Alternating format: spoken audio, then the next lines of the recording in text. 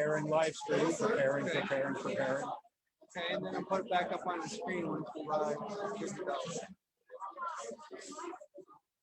Anybody having a login to Facebook, manipulating things like Columbus did this or that, and Beavis can't prove it. Can't have.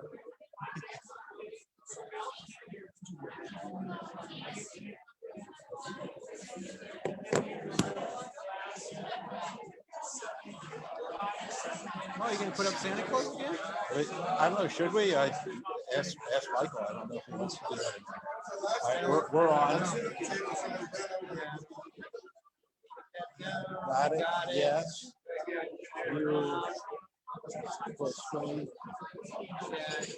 Yeah. That's what we want.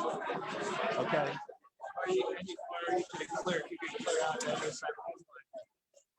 I can play it. Let's see if Is there going to be any mix of anything outside? You could ask if he wants to. no other slides, just from the podium. Don't know. Yeah, I don't know. I didn't hear anything one way or the other. So I'm going to go with this is what we got.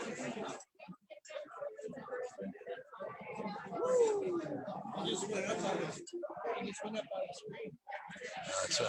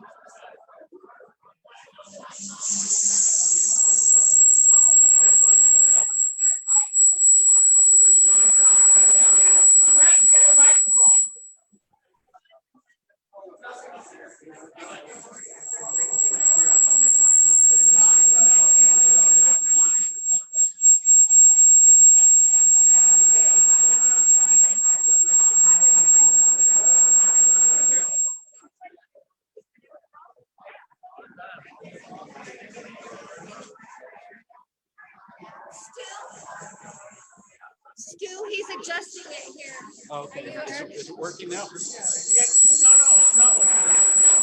You got too many things going or something. All the other microphones are off.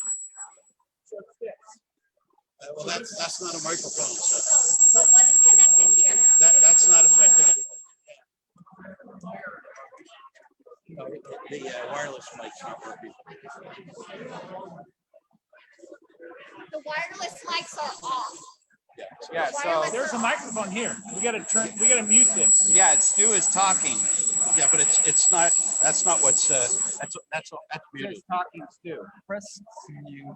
But it's not on there now. Is your phone on? Yeah, it is, but it's a wireless mic that's not working. No, they're all off. They're all off. Oh, they're on. We've turned them all off. Oh, okay. Oh, so I don't know So why this. Stu is not muted.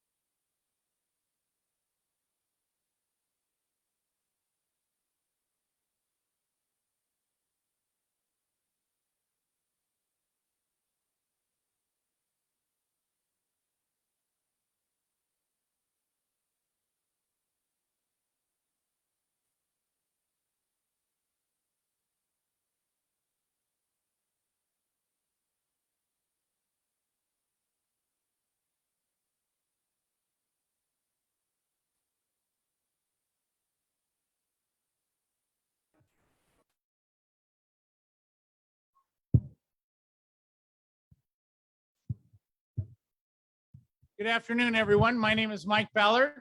I am the 99th president of the Las Vegas Rotary Club, the greatest. Thank you very much. I'm grateful to be the president this year and to be here today. This is our joint event with the Las Vegas Kiwanis Club. Woo! We are grateful that they're here. Number one, is the microphone working? Okay, great. The meeting today is being run, Russ, I'm going to find you. Okay. The meeting today will be run by the Kiwanis Club, so I will turn the time over to Phil Colosimo.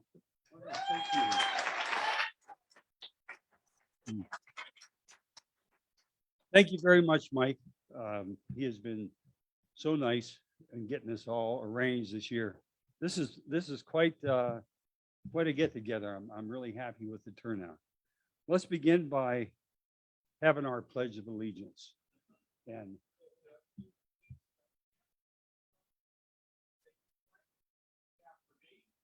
pledge allegiance to the flag of the United States of America and to the republic for which it stands, one nation under God, indivisible, with liberty. Thank you, John. And could we have our prayer, Lynn?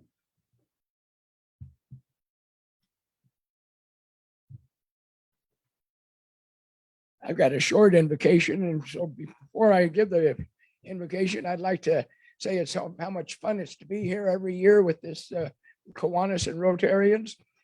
You know, back in 1967, I was president of the Kiwanis Club, and David Wills was your president. And we it goes back a long time. I'm kind of looking at your roster here, and I see it says senior members. You got Steve Casey. I don't know why Gary Voss isn't here. I see he's now vice president. I mean, he's never been president yet. Gary was president of the JCs when I first joined. I see Brock Frazier. It's just so much fun shaking hands and seeing people that I haven't seen since I retired. Okay, and I'm Len Yelnick. Those that don't give a damn. All right. At this Thanksgiving, let us ponder the words of Swiss philosopher Harris Frederick Anel. Thankfulness is the beginning of gratitude. Gratitude is the true completion of thankfulness. Thankfulness may consist mainly of words. Gratitude is shown in acts. May our acts as Kiwanians and Rotarians demonstrate our gratitude for our blessings, for friendship, for health, for work, for opportunity to gather together, enjoy a meal, and change our community for the better. Amen.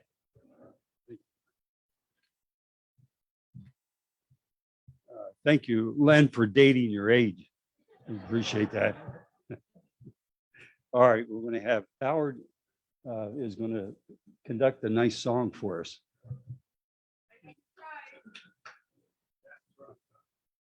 Thank you.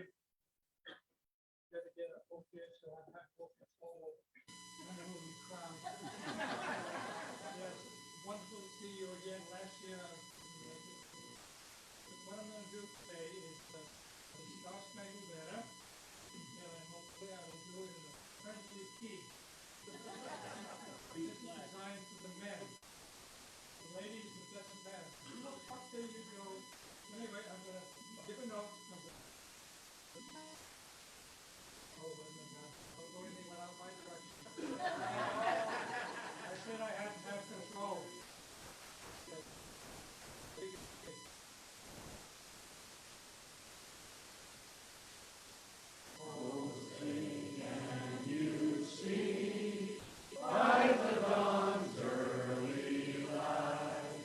What's so proud?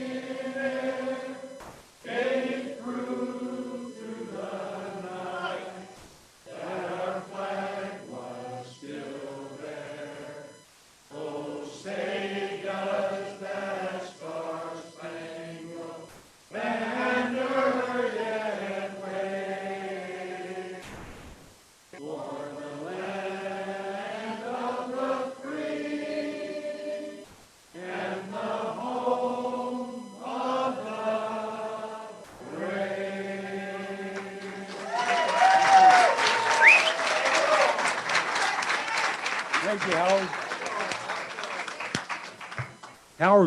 Howard has been doing this for many years. I bet you many of you don't know that he was the music director in Cuba when he was stationed there, where he met his first wife and only wife. Thank you very much, Howard. All right, so some club announcements. Yes, please sit down. Getting tired of standing up, understand.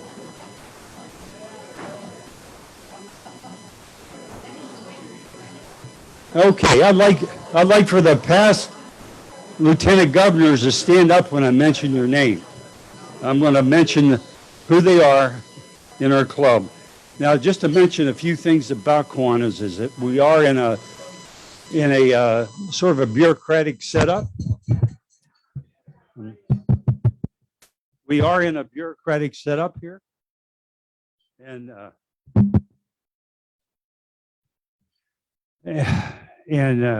these fellows and ladies that I mentioned to you help run the Division 28 here in Las Vegas, and they've been challenged, and they spend many weeks and days trying to help all of our clubs to function well and to contribute to the community, just like you Rotarians do. And we do follow the themes that you have. I always have loved this four-way test. Is it truth? Is it fair? Will it bring goodwill and better friendship, and will it be beneficial to all concerned? I would say that we practice that as well. Very, very similar to what the Rotary does. But let's call to the front these lieutenant governors that have been so important to the club's existence in Nevada. Is Brian Kranska here? Kranska? Okay. How about Howard Naylor? Could you please stand? All right. Yeah, Len Yelnick. Could you please stand? John Fenner. I don't have to ask John to stand. There he is. And Jerry Petrick. Okay, let's have a round of applause for him. For all the work they've done. Thank you. And just to let you know that we have Kiwanis clubs on the Las Vegas Strip, in Pahrump Valley. Yes, in Pahrump Valley, we have a key club. I mean, and we have Kiwanis. Young professionals. Don't forget the current lieutenant governor. Yes. Mountain Edge. And we also have a Valley High School key clubs. And they exist of Southwest Las Vegas.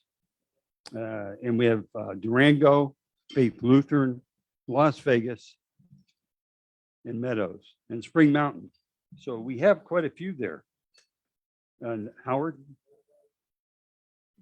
Christina. Yeah, Von Loberg. Oh, I got her. She was right up the front there. I missed her.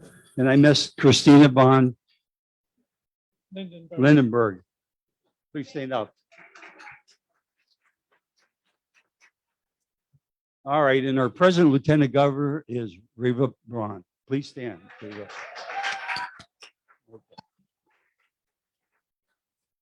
All right, so that pretty much is all I'm going to say about our club, except that every year we look forward to this. This is a nice competition. It's friendly. Just to let you know, we actually built this trophy. We'd love to get it back. Now, all right, Mike.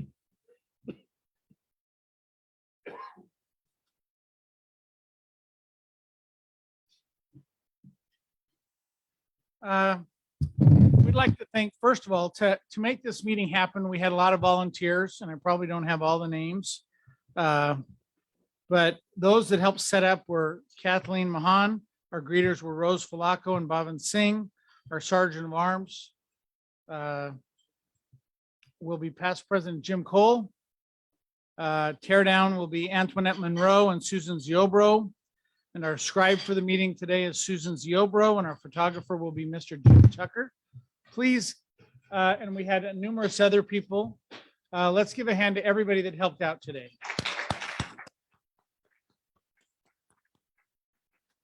it takes a lot of work for these meetings to happen, and without everybody volunteering, we appreciate it.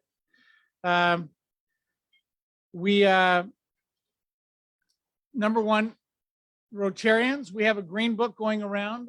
There's lots of things to sign up for that we need help for. Keep it moving, please, and sign up wherever you can. On December 1st, I'm going to make most of the announcements rather than passing it around. So Jim, you're not going to be too busy today. Laura, during elementary school, we're having a tree planting in the afternoon there. See Barbara Castro for more information. On December 2nd, we have two of our big annual events, one of which is our Santa Claus program, the other of which is our holiday party at the Green Valley Ranch Resort. So you'll see information about both of those in our program today. Please sign up. We have the highway cleanup the following Saturday. It's over by Red Rock. And then on December 16th, we're volunteering at the Magical Forest at Opportunity Village. We also have the results of our board election that I need to announce. And all those of you that were allowed yourself to be nominated, we appreciate your service and your willingness to serve. And it was very difficult. It's hard for those of us that are Rotarians that vote to decide between people. Just know that we're all appreciated and loved, and we're grateful for that. So our directors for the next 2 years that will serve, Tony Kern, Nikki Bates, Stu Lipoff, Mike Kudiamat, and Greg McGuire. Okay.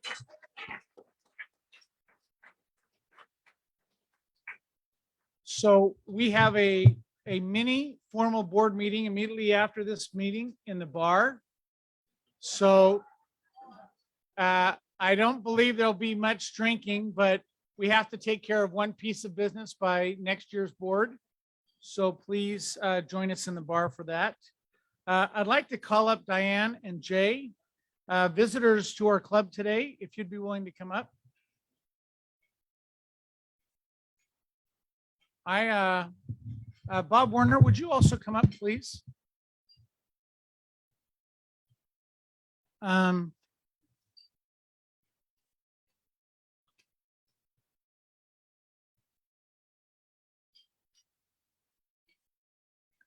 And Jim Tucker, if you can be ready, please.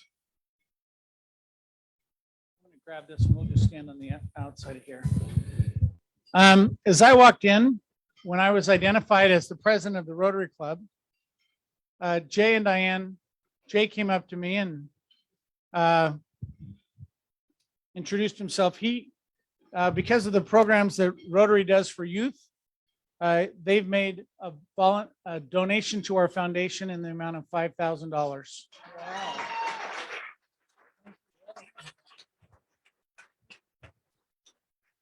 Thank you again. My pleasure. Thank you. So Bob is the president of our foundation. And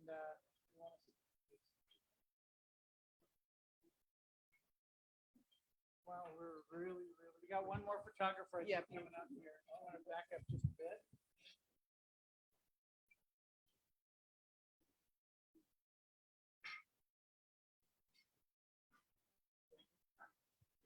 And yeah, so Jay and Diane, just so you know, Tom Thomas of the Thomas and Mack families, of the Pioneer family, the Thomases, they match all donations to the foundation this year. Wow. So Very good. it'll have, this will be 10,000. So thank you very much. Very good.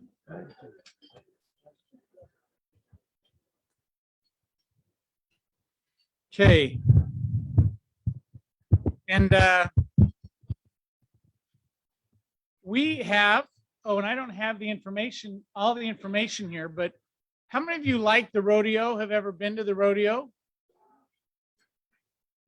The aforementioned Tom Thomas has some pretty good seats to the rodeo that he's donated to the club for Tuesday the 7th and Wednesday the 8th.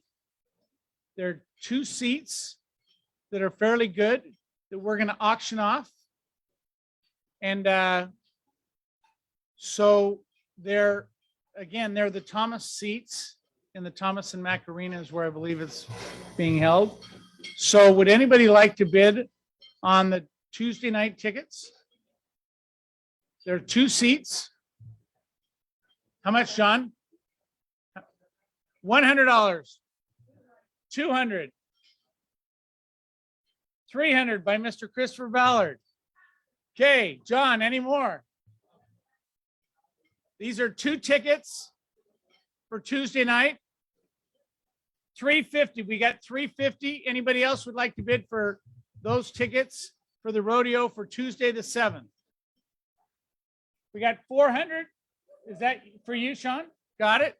400. 425. Increments of $25 is the minimum. We got 425. 2 tickets.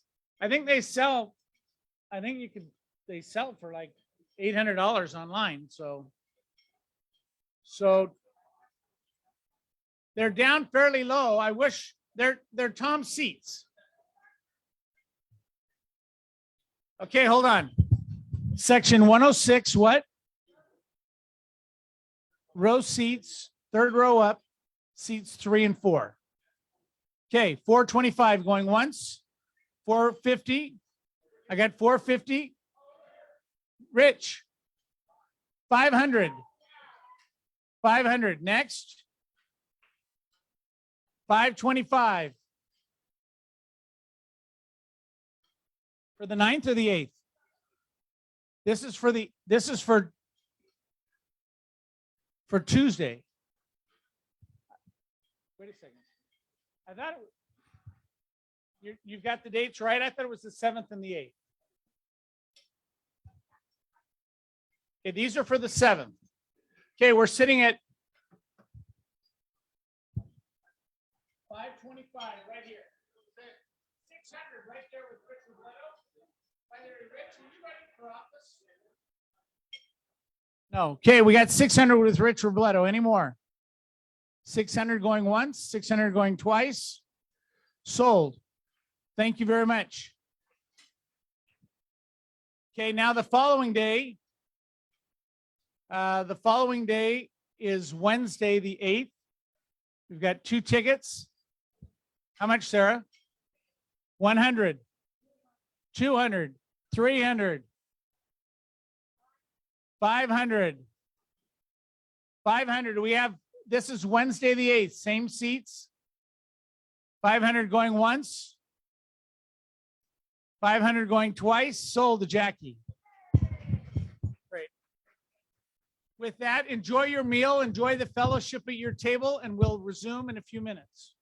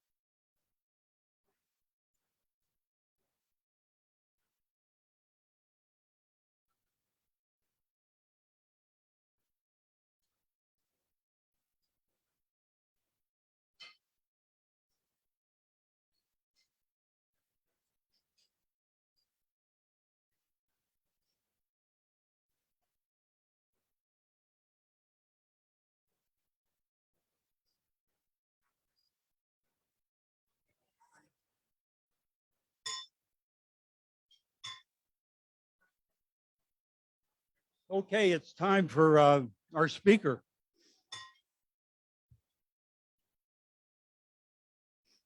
I would like to introduce Dr. Angela Amar.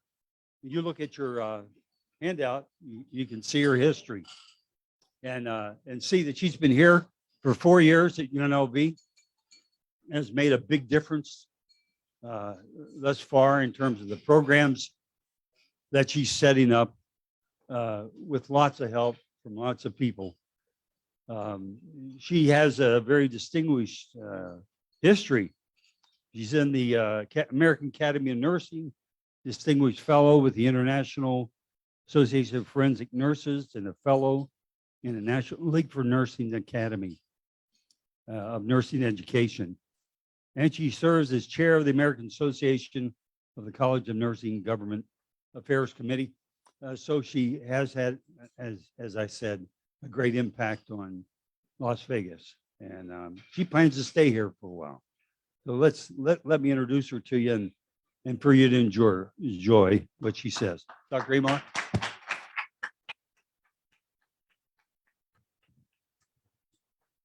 Thank you for that very warm introduction. And I'm very honored and humbled to be here. The organizations have such, I guess, connection to things that matter to me. When I think about the generosity of spirit and the service that pervades with all that you do, those are things that are very near and dear to my heart. So very happy to be here. So as he said, I'm Angela Amar. I'm the Dean of the School of Nursing at UNLV. And I'll tell you that when I was a little girl growing up in New Orleans, I loved to read. And I think my background, the last sentence says I'm an avid reader. My mother was an avid reader. She's a school teacher, and she introduced me to all kinds of books, and especially some of her favorites from when she was a child. And I'll tell you that reading took me on an adventure to places and situations that I could only dream of, and things that I didn't think were possible. It gave me lots to aspire to and lots to think about. Things like books, reading the Laura Ingalls Wilder books about the prairie and the plain. And I'm living in Louisiana with swampland. And so this plain is what and snow is what and all these things. So it gives you lots to aspire to. I'll tell you some of my favorite things, though, were things like Pippi Longstocking. And Pippi Longstocking, as those of you know, lived alone. She was independent and also fun. And Pippi Longstocking also didn't live by anyone's rules. She was the adult, the only person living in her house with a monkey named Mr. Nielsen and a horse. That was the other pet, and became friends with Tommy and Annika. But through Pippi, I learned that it's okay to be different, that it's okay to not follow the rules. Pippi, we always talk about people coloring in the lines or not coloring in the lines. And when I look at Pippi Longstocking, that she colored on the floor because she said a piece of paper wasn't big enough to capture what she wanted to portray. So Pippi really gave these lessons that being different, being independent was fine. Another big favorite of mine was Little Women. And I really loved the March Sisters. And they were all so different, but I could find parts of the March Sisters in myself. So Meg, the oldest sister, was the responsible one. She was also very kind. As the oldest sister, she mothered her siblings. I was the oldest. And so I mothered my, oh God, I hate to even say that, mothered my brothers and sister, but had a role in kind of helping out or being a part of things. Just like me, she also had a small weakness for luxury and leisure. And I'd say it's a small kind of weakness. Also, there was Amy, was the younger sister, and she was an artist. She loved visual beauty. And I always like exotic. I like learning. I like beauty. I like art, all these pieces. But my greatest fondness, I think, was for Joe, because Joe was the tomboy. She had a temper. But she also really resented the restrictions that were placed on, or limitations that were placed on women and girls during her time. Remember, it was set during the Civil War. And she wanted to be a writer, and so did I. As a little girl, I thought I would grow up to be a writer because the world of books had opened so many doors for me. It made me want to learn more, made me want to travel. I also thought I'd travel the world, managed to do that one, and have traveled to all kinds of places. And through writing, through thinking about books, really gave me a perspective on thinking about the world. And I'll tell you, my approach to thinking about the world has to do with, I will always say that God made the world and everything in the world. And so our challenge is really to find God in all things in the world. So if you approach everything as looking, kind of the Quakers say, the God in me seeks the God in thee, but extending to all kinds of situations. And through that, we learn, and it's the place where growth occurs, because we go out into the world, we observe the world, we see the world, it changes who we are. We come back, we reflect on that, we reflect on what we've seen, who we are, and we go back into the world a changed person. And that constant growth process has been an important part of my life. One formative moment for me was visiting Nairobi in Kenya, and particularly the slum of Kibera. In Kibera, I don't know how many of you have been there. It's one of the largest slums in the world. It's over 1 million people live in that slum. And you can really tell there's a pecking order within the slum, because you've got the homes that are built higher up and the homes that are built lower up. There's no running water, there's no sanitation. So you can only imagine when it rains, you want to be living in the higher up zone than the lower up zone.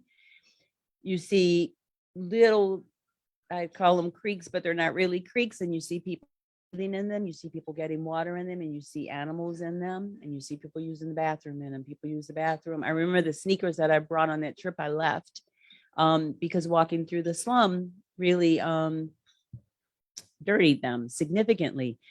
And the moment that happened for me was visiting with a woman who lived in that slum of Kibera, and her name was Hamisi. And in talking with her, she talked about how hard life was. She had HIV, she had kids, she was poor, I think there was like a light bulb kind of in her place, and it was the size of a closet. And she talked about how much she struggled every month to pay her rent, and how she sold water, like bought some, sold water, braided hair, did all these things so that she could pay her rent every month. And the striking moment came for me a couple of days later when I was at the post office buying stamps to send postcards home. And when the cashier told me how much the stamps would cost, it was the exact same amount of money that she paid every month in rent. And I immediately gasped. And I think the clerk got very worried, like, ma'am, are you okay? Are you okay? Are you okay? Because he thought anything could have happened in that moment. And it took me a while to recover, because all I could think about was something so trivial as me mailing postcards and paying for stamps. And every single month, this woman struggled. Also helped me to realize that even if I had money and wanted to start giving it away, it couldn't be enough. There was no way that with over 1 million people living in this slum that it would matter, that it would do anything. And it really taught me at that moment too, that sometimes the only thing you really can do is pray for people. And I'll say, and work for justice. And so the immense amount of privilege that I realized you have from just the privilege of being born in this great country, the privilege of being born in a developed nation, one built on principles of democracy, of life, liberty, pursuit of happiness, where everyone has a fair stake and everyone has a chance to excel, where school is for everyone all the way through, where everyone can be successful. And realizing that privilege makes me more aware of the responsibility I have to make sure the world is a better place and to work for social justice and work for change. What attracted me to UNLV School of Nursing, or UNLV as a whole, I was at Emory University in Atlanta, not looking for a job, not thinking about a job. I'd been at Boston College before that and been at Georgetown before that. When the recruiters reached out and he kept bugging me and bugging me and bugging me and calling and emailing and calling and calling, and I answered the phone one day without looking down.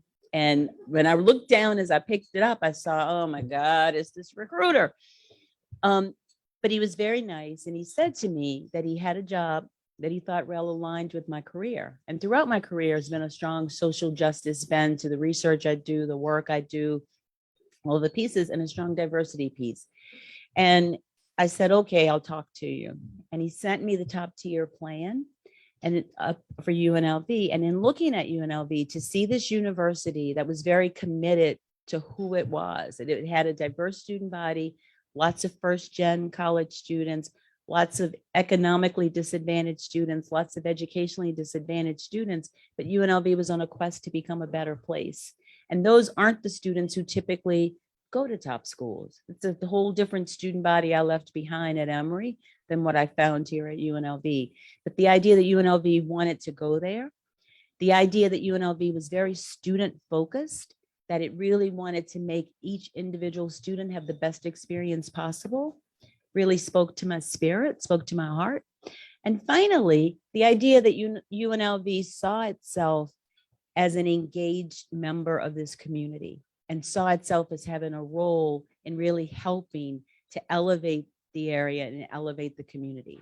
All of that was so attractive and so drawn. So I say to my husband, who's here, that I really like this. And I think, what would he think about moving? And he said, we've never lived west before, so I guess it'd be okay. But he says internally, he thought, what are the odds she'll get it? But then I did. So here we are 4 years in. And I think that what I think about with UNLV is that we really are dreaming a bigger dream for students than they can dream for themselves.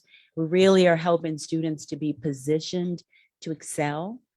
I think that UNLV is so full of bright lights that could rival the lights of the Strip, but that here we are, and we don't always publicize and talk and share. But I do think that we're planting the seeds that will one day grow, and we're watering the seeds that are already planted. So 2020 was designated the year of the nurse. And it was designated the year of the nurse because that is exactly 100 years since Florence Nightingale was born. And many of you know Florence Nightingale is considered the, grandmother now, when told me she's the mother of nursing. This year has been such a tough year for nursing that they actually extended it. And so 2021 has also been designated Year of the Nurse. And that's by the World Health Organization. That's an international thing. But when we look at the COVID and the ever-changing landscape that COVID brought, because you all know we were all used to don't wear masks, now wear masks, do this, don't do this, do this. It's been a lot of change. And nurses have worked through that. When we look at the shutdown, the politicization, and at the same time, we've seen all this racial injustice occurring. So we've had a tough time society-wise, but nurses have had a tough time. I've watched nurses work much longer shifts. We've watched nurses work wearing plastic bags and reusing the personal protective equipment that normally you change every single time you go in and out of a room. So we had a shortage. Nurses watched people die and die alone. Not new to nursing, but it is new to have so many people in the hospital affected by something and to watch so many people die and to die alone, or to have the cell phone that they're holding so that the family can at least FaceTime before someone dies. Nurses worked in an environment where no one really understood what was going on and no one really knew what to do. So we made a lot of trial and error and learning. That's how we're managing things better now. They watched the hospitals become overrun with these patients, and where there wasn't a need for all the other nurses on some units, and everybody was trying to work on these new units that were carefully constructed so that everybody got the critical care that they needed. Nurses heard the agony within family members about their loved ones and about what was going on. Nurses watched people in their own profession and their own families suffer with COVID. They watched their own colleagues die from COVID. And many of the nurses who themselves got COVID also experienced the long hauler COVID. And I'll tell you, when you listen to people talk about the long hauler and the brain fog, I mean, I was listening to someone talk about how just watching TV with her husband, and she'll ask him a question and he'll say, you just asked me that 10 minutes ago. And so if you imagine you're in a hospital and the nurse is the one who remembers to bring your medicine and get your treatments and do all your things. And here we've got someone who can't remember for 10 minutes what happened. So people are really hurting and people are really at a loss. It was a tough year. Our nurse and alumni of the year for UNLV was Greg Pystrup, nurse who died of COVID. Mentored lots and lots and lots, mentored a lot of our students, mentored a lot of the nurses. There were all these stories of all the things he had done to help others. And yet this big giant of a man was taken out by this microscopic disease. So make no mistake, nursing is tough always. The most experienced nurses will tell you that they have days when they want to quit. They have heart-wrenching shifts that move them to tears and frustratingly difficult moments dealing with patients, with other nurses, with doctors, with other colleagues, or just with the system. So nursing is tough. There are days when people question whether or not they're doing the right thing and what they're doing, but yet we keep coming back. I talked to colleagues who were also at the same time as COVID, also with families really thinking, especially young families where both parents are in healthcare and having to think about if we die, who's taking care of our kids? What are we going to do with all these pieces? Things that people don't always have to think about. So this has been tough. Every year, though, nurses has been the most trusted profession in America. The only year that we weren't the most trusted profession was the year of 9/11, and firemen were the number one trusted profession. So this has been like decades of the Gallup polls that show the most trusted profession is nurses. So the public really gets this. The problem that we're seeing now, though, is that we really are moving towards crisis, because I just talked about all the problems that people saw with COVID. And so we're seeing the burnout. We're seeing people switching professions. We're seeing people wanting to take a break from nursing. Our hospitals are already overrun. I have to tell you, I'm proud to tell you that our students continue to practice and to go to the hospital for their training throughout this entire pandemic.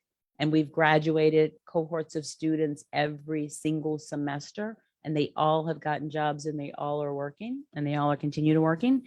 We're at the place now, though, where the hospitals are saying to us, can you produce more nurses? We don't have enough right now, because we already had shortages of skill sets, especially in competencies. But with the burnout, with the early retirements, with the just walking away from the profession, we're at a place now where nationwide, our colleagues in the hospitals are saying, can you produce more nurses?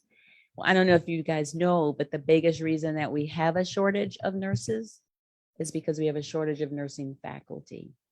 And so when you look at academia, people come and they work as faculty, and the pay in particular, they're more educated than the students that they're graduating, but oftentimes the students in some parts of the country can graduate and make more money than the faculty can. So that's one big problem. It's also the push of people having enough people who've gone back to school who want to do this and really encouraging that. So I know that as we look at the infrastructure bill, there's been talk about thinking about nursing and how we add on. I'll tell you also that in order for us to graduate more nurses, it means that we have to also have more faculty, but also every nurse trains in hospitals.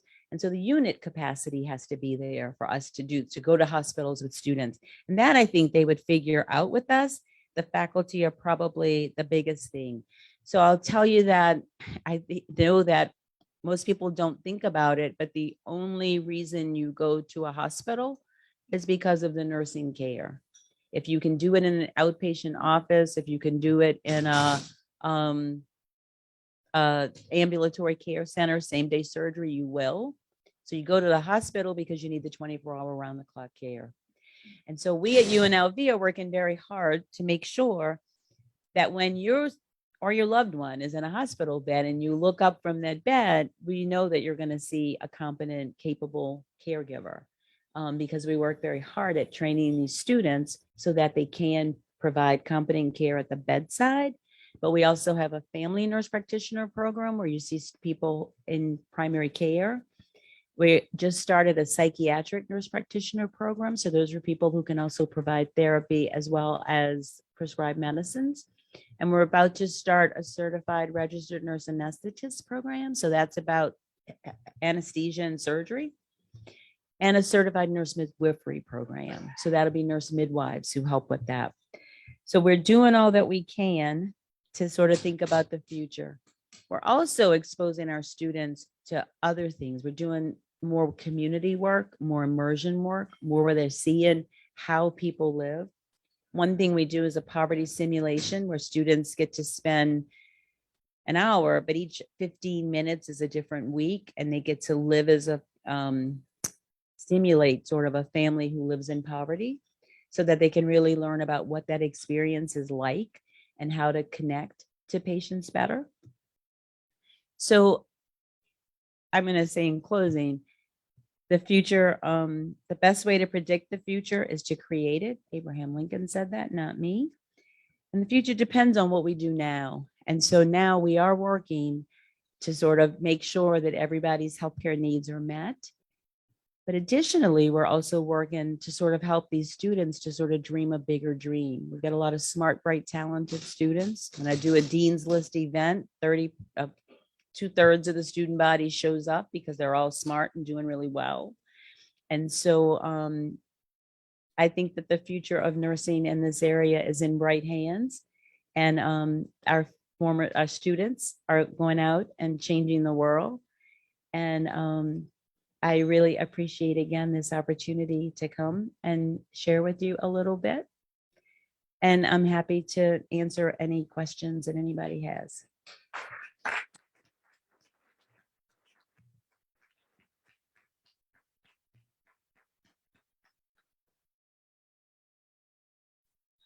Yes.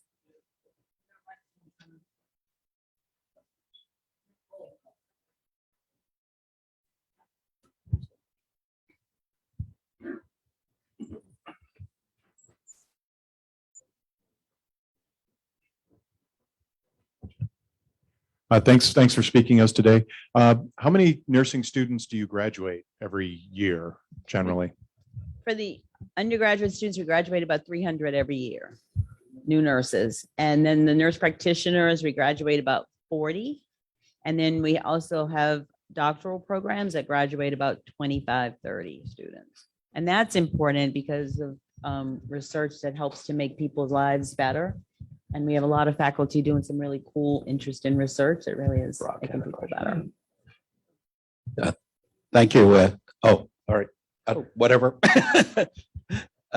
I noticed from your bio that you have a great deal of expertise in something called forensic nursing, which was something I never heard of before, but I guess I kind of fill in the lines.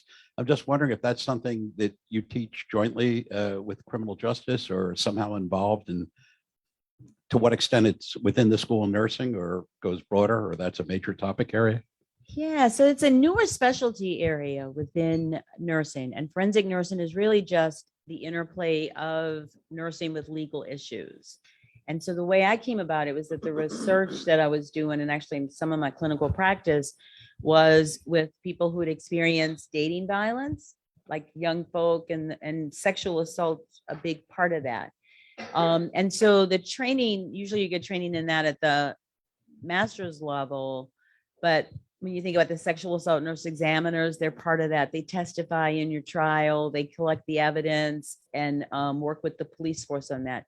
I've done a lot of court testimony on cases, and usually it's me coming in as the scientist that's saying, and it's all kind of things that, I've done rape cases, and someone will say, well, she called him after, and I can say, well, the science says that's common. Or I had another case where it was that was an interesting one. It was a woman who came from Uganda with political strife in the country, and she escaped the country, but had fake something wrong with the documents. And so in New Jersey, when she came in, they detected as New York and sent her to a prison set up for people with immigration issues. But at that prison, she was raped by one of the guards of the prison.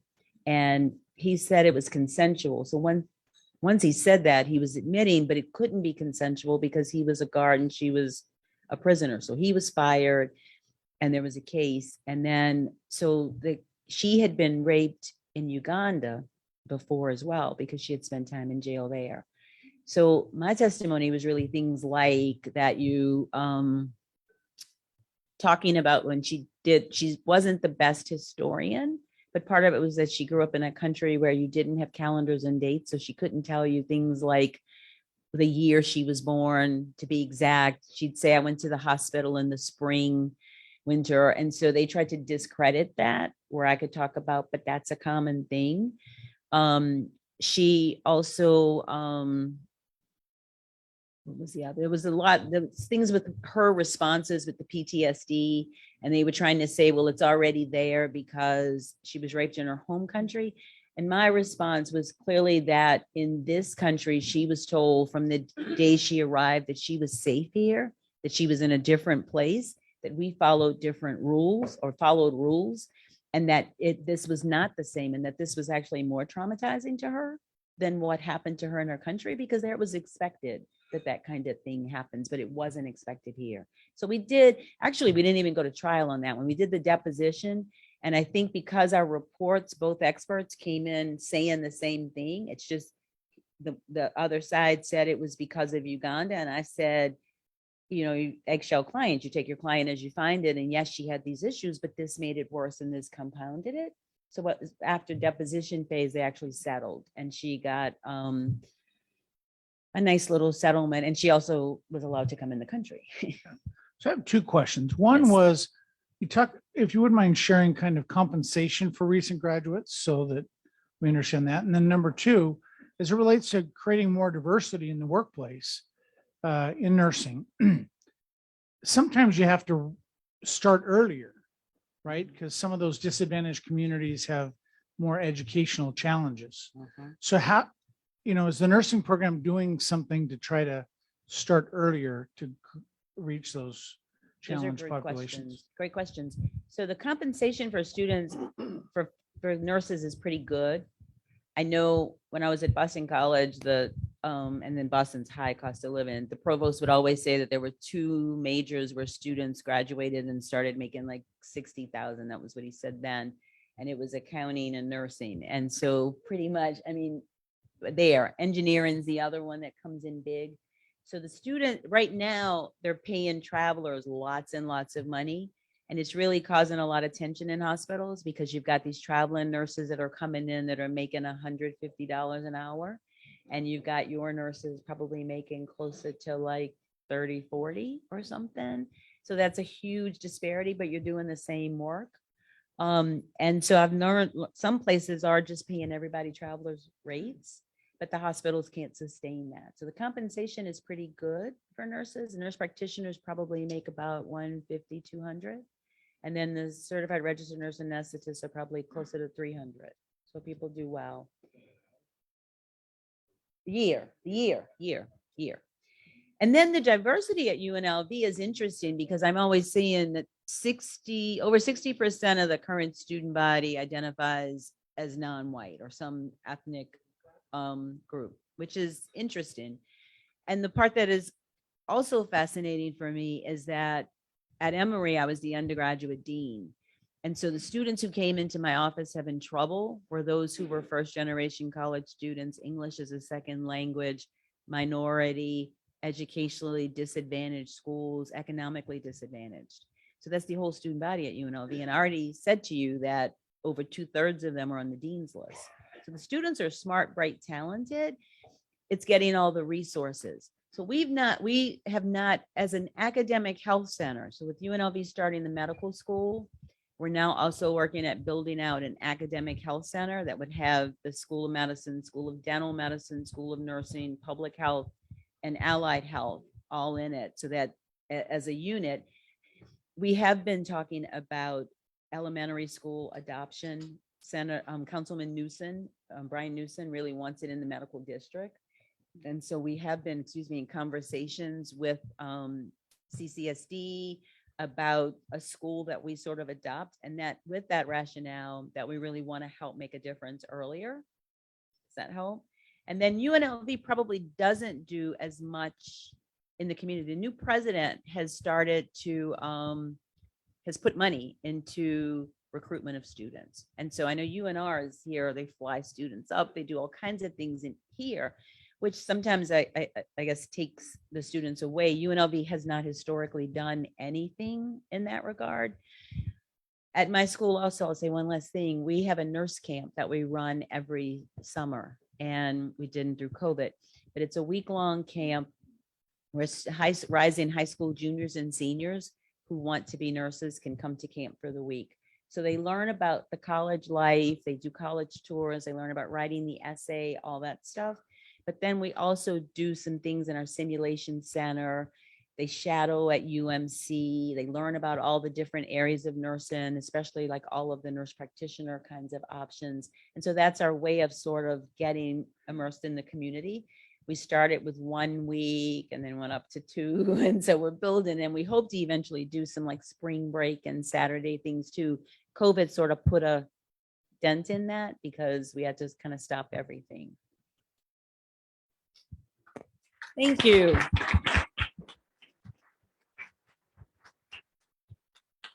Okay, on behalf of our clubs, we're giving you the Soul Power Award, which signifies that we're donating a pair of shoes, not more than a pair, but shoes in your name to some of the at-risk schools that we sponsor. Oh, nice. Wonderful.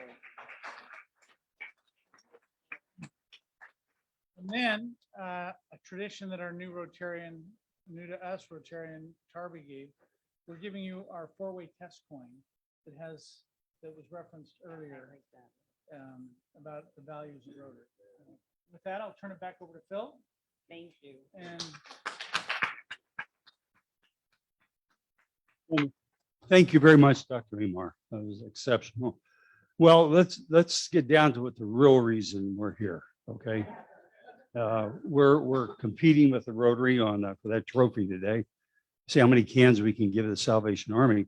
So I'd like the Captain Barnes to come up here if you would.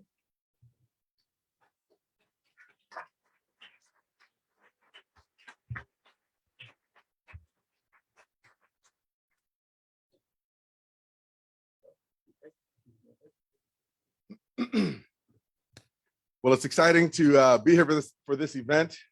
Again, this is the second time that I have the opportunity to receive and then distribute the generosity of your clubs, of your efforts for the community. And before we do anything else, I just want to say thank you.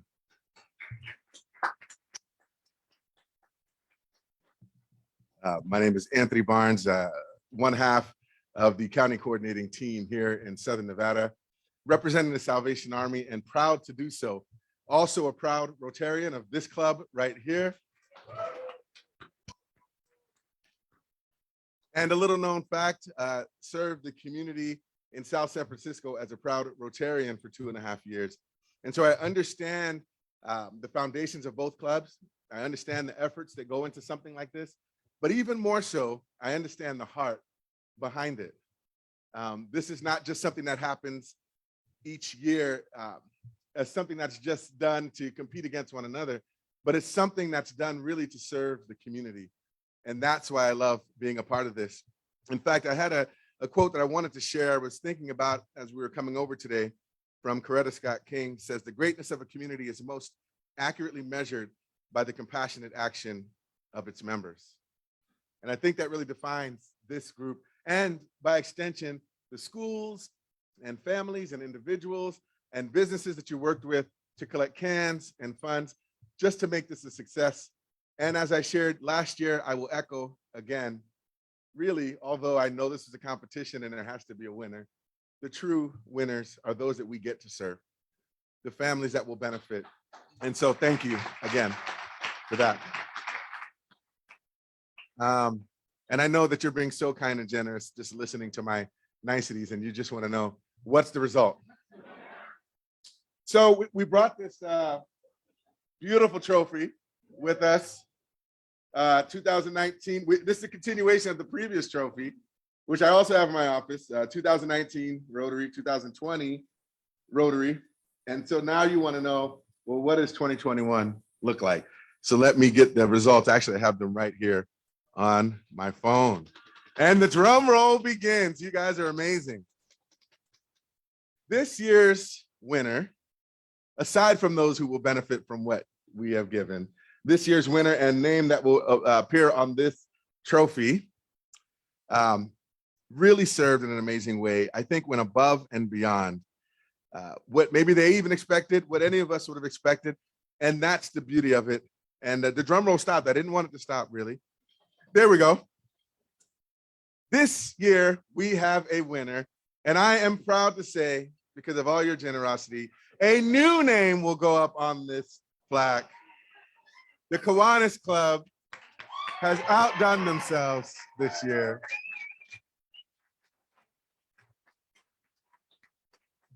Yes, give yourselves a hand clap. What a friendly competition, but you know what? We are proud of you guys. As a Rotarian standing here behind this pulpit and mic, I say thank you. We are proud to partner with you. And let me just give you the numbers because they really are amazing, not just for the competition, but just to understand what the community is going to receive. Rotary, we brought in 106,427 cans this year. So thank you for that. Kiwanis, you guys really wanted to show us up. 161,889 cans. And you know, the most beautiful part about that, and I've shared that just already a moment ago, but when this food is given, when these donations are given, what it provides is an opportunity for families to sit around the table as we're doing now. An opportunity for them not to have to worry about where it's going to come from. Even if for that short period of time, they're going to have what's needed. They're going to be able to continue creating these memories as they sit around and they smile and they laugh and they build memories. And those are the things that last. And we get to hear these great responses from the families. One that just says, thank you. How did you know that this is what we needed? And even from some of our most vulnerable in the community, we've heard from seniors, I'm so thankful I don't have to choose between food and medicine today. And so things like that just make all the difference in the world. And I thank you for your generosity. I'm not going to take up much more time, but let's give ourselves one more hand clap. Thank you very much.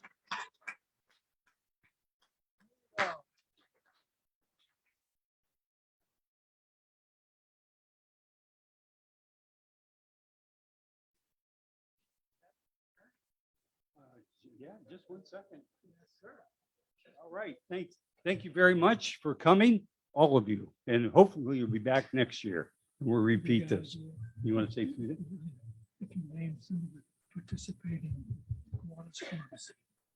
Oh, I did already.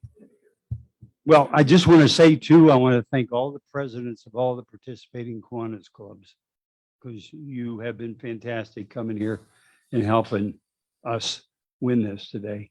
Thank you for your generosity. Okay.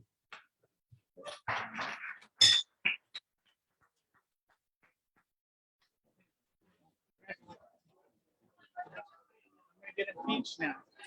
I'm gonna get impeached now. Oh, no. Okay, you want a picture? Mike, you want to go up there? We're gonna take some pictures. Can we do that? Sure. Mike, can you get on there? Howard.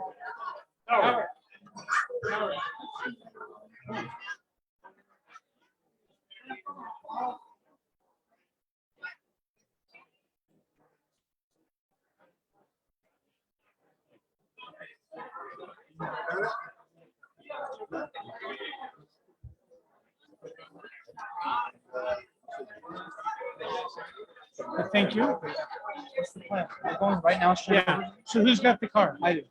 So Christopher comes with me. I just like to talk to him.